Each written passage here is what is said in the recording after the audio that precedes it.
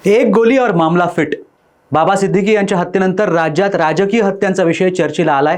सिद्दीकी यांची हत्या ही राजकीय नसून रिअल इस्टेटमधल्या वादातून झाल्याच्या बातम्या आता येत आहेत। आरक्षणाच्या मुद्द्यावरून महाराष्ट्र जातीपातीत विखुरल्याचं चित्र सध्या दिसत असलं तरी मराठी भाषिक हे सुसंस्कृतच आहेत। आम्ही हे सकारात्मक विधान करतोय त्यामागे कारण आहे आणि रिसर्च सुद्धा आहे। पश्चिम बंगाल, उत्तर प्रदेश, बिहार यांच्यासारख्या राज्यात राजकीय हत्या होतात। राजकीय हत्या म्हणजे राजकीय वैमनस्यातून झालेल्या किंवा राजकीय लाभ मिळवण्याच्या दृष्टीने झालेली हत्या। थोडक्यात राजकीय वर्चस्वाच्या राजकारणातून झालेली हत्या। पण महाराष्ट्रात एक कृष्णा देसाई सोडले तर राजकीय हत्या झालेली नाही। गाजलेल्या हत्यांमागे एक वेगळीच कारण असल्याचं तपासांती समोर आलंय। त्यामुळे छत्रपतींचा हा महाराष्ट्र अजूनही सुसंस्कृतच आहे हे सिद्ध होतं आणि येत्या निवडणुकीत सुजाण मतदार महाराष्ट्राच्या या इमेजला धक्का पोहोचू देणार नाहीत याचीही खात्री आहे। आज आपण गाजलेली हत्या प्रकरण आणि त्याचा तपास आणि उद्देश यावरती बोलणार आहोत। कृपया व्हिडिओ शेवटपर्यंत पहा, चॅनलला सबस्क्राइब करा आणि आम्ही जे काही म्हणतोय ते तुम्हाला पटतंय का यावरती कमेंट करायला अजिबात विसरू नका। नमस्कार, मी दिलीप आणि कॅमेरा मागे आहे मनोज मांडवकर। बाबा सिद्दीकी यांच्या हत्येनं राजकीय नेत्यांना सुरक्षा किती महत्त्वाची आहे हे पुन्हा एकदा समोर आलंय। म्हणजे पोलीस आपल्या दृष्टीने सुरक्षा देतातच, पण त्याच्या नियमांचं पालन राजकीय मंडळी करतात का हा विचार करण्यासारखा प्रश्न आहे। बाबा सिद्दीकी यांच्या हत्येची जबाबदारी दिल्लीतल्या तिहार जेलमध्ये शिक्षा भोगत असलेल्या लॉरेन्स बिश्नोईने घेतल्याच्या बातम्या येत होत्या खऱ्या। सलमान खान प्रकरणामुळे त्यांनी सलमान खानशी जवळीक असलेल्या सिद्दीकी यांची हत्या केल्याचं बोललं जात होतं, पण आता नवीनच माहिती समोर येते। बांद्र्यातल्या एका भूखंडाच्या वादातून त्यांची हत्या झाल्याचा कयास बांधला जातोय। याचाच अर्थ निवडणुकीच्या तोंडावरती त्यांची हत्या झाली असली तरीही ती राजकीय नव्हती हे स्पष्ट झालंय। असो, याच्या पार खोलात न जाता महाराष्ट्राने 1970 सालापासून अनुभवलेल्या पण त्यामागे राजकीय हेतू नसलेल्या हत्या यावरती आज आपण थोडासा प्रकाश टाकणार आहोत। मगाशी सांगितलं तसं आपण जाऊया थेट 1970 साली, तुमच्या माझ्या जन्माच्याही आधी। तेव्हा मुंबईत गिरण्या होत्या, गिरणी कामगार होते आणि त्यांच्यासोबत होत्या डाव्या विचारसरणीच्या संघटना। मात्र उदयाला येत असलेल्या शिवसेनेनं त्यावेळेस दक्षिण भारतीयांच्या वर्चस्वाला मोडण्यासाठी हटाव लुंगी बजाव पुंगीचा नारा दिला होता आणि शिवसेना त्यावेळेस तरुणांमध्ये अत्यंत लोकप्रिय होत होती। अशात कम्युनिस्ट आणि शिवसैनिक यांच्यात जवळपास रोज राडे होत असत। लालबाग परळ इथले कम्युनिस्ट पक्षाचे आमदार होते कृष्णा देसाई। अंगाने तगडे असलेले कृष्णा देसाई यांच्यात आणि शिवसैनिकांमध्ये नेहमी वादाचे प्रसंग उद्भवत असत। मात्र शिवसैनिकांनी हे कवच भेदलं आणि कृष्णा देसाई यांची हत्या केली। तो दिवस होता 5 जून 1970। त्यावेळेस जवळपास 5 शिवसैनिकांना पोलिसांनी पकडलं होतं। त्यात चंदू मास्टर, अशोक कुलकर्णी, दिलीप हाटे, नारायण शिर्गे, विटा खटाटे यांचा समावेश होता। 1970 नंतर थेट जाऊ 1980च्या दशकात। 12 जून 1987, ब्लॅक अँड व्हाईट काळातून कलरची ओळख होण्याचा तो काळ। अगदी राजकीय मंडळी निर्धोक लोकांबरोबर फिरायची, वावरायची। मात्र त्याच वेळेस बेकायदा बांधकामात रस घेतल्याच्या कारणावरून काँग्रेसचे माजी नगरसेवक रुसी मेहता यांची हत्या करण्यात आली होती।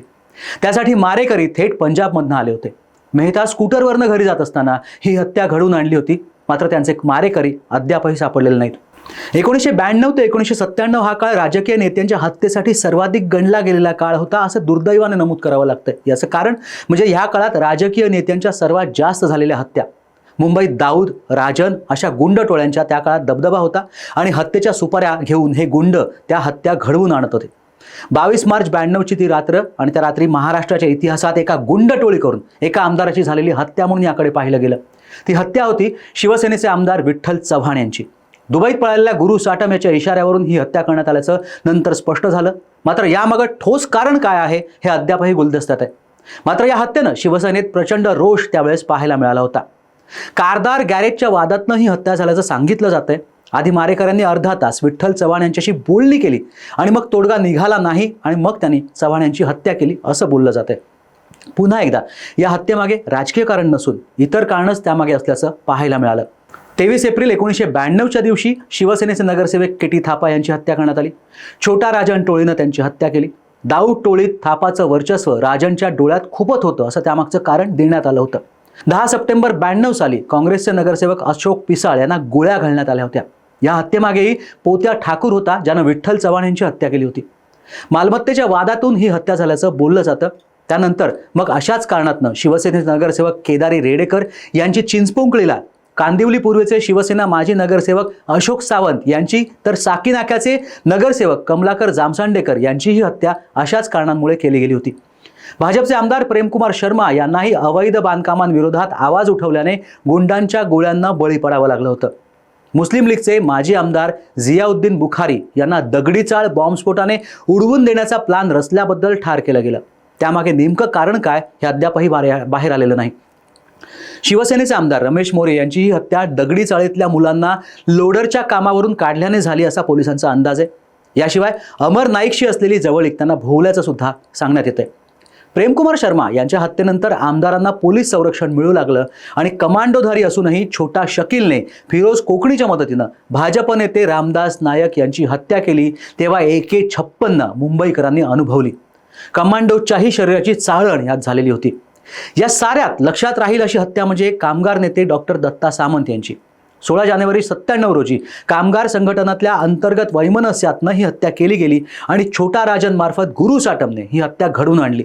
मात्र यामागचं सुद्धा नेमकं कारण काय हे गुलदस्त्यात आहे. आणि आता साल 2024 राष्ट्रवादी अजित पवार गटाचे आमदार बाबा सिद्दीकी यांची हत्या. ही सारी प्रकरणं सांगण्यामागचं कारण आहे ते म्हणजे महाराष्ट्रात कधीही त्याला मारून मला राजकारणात मोठं व्हायचं आहे हा UP बिहार पॅटर्न कधीच आला नाही. राजकारणी राजकारण करायचं सोडून इतर ठिकाणी आपलं लक्ष केंद्रित करतात तेव्हा त्यांना संपवलं गेलंय हे महाराष्ट्राने अगदी काल परवापर्यंत अनुभवलं. यातली सर्वात मोठी मेख म्हणजे या हत्यांमागचं नेमकं मोटिव्ह काय किंवा ठोस मोटिव्ह काय हे आजही समोर आलेलं नाही. ही सगळी प्रकरणं काय सांगतात? एखाद दुसरा अपवाद सोडला तर राज्याला मोठ्या राजकीय हत्यांचा इतिहास नाही.